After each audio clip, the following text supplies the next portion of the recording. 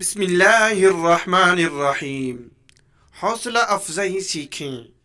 Number 1، جب آپ کو لگے کہ کوئی دل سے مشورہ دے رہا ہے لیکن آپ اس مشورے سے متفق نہ ہوں تو اسے مسکراہٹ سے کہیں جزاک اللہ، آپ نے مخلصانہ مشورہ دیا ہے۔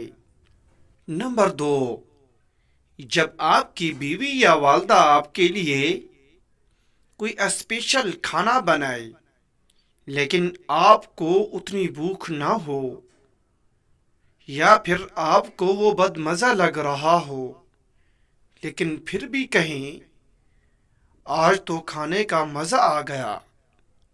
نمبر 3، جب کوئی بچہ اپنی پرفارمنس یا رزلٹ دکھائے اور آپ کو محسوس ہو کہ یہ مارکس اتنے زیادہ نہیں ہیں لیکن پھر بھی آپ کہیں واہ آپ نے تو کمال کر دیا ہے، اس پر تو آپ کو انعام ملنا چاہیے۔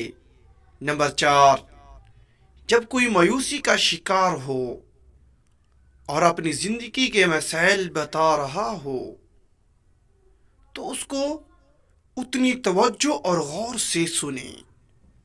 نمبر 5، جب کوئی فیملی ممبر یا دوست رشتہ دار کچھ روز پریشان اور اکیلا اکیلا نظر آئے تو اس کے پاس کوئی تحفہ لے جائیں اور کہیں یہ تحفہ اسپیشل آپ کے لیے لے کر آیا ہوں۔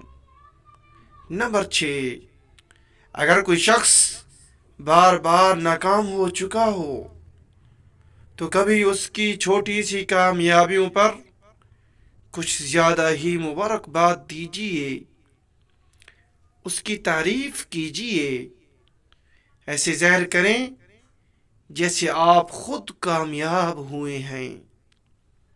ایسے جملوں کا کوئی نعم البدل نہیں ہے، آپ اس کی طاقت کا اندازہ نہیں لگا سکتے۔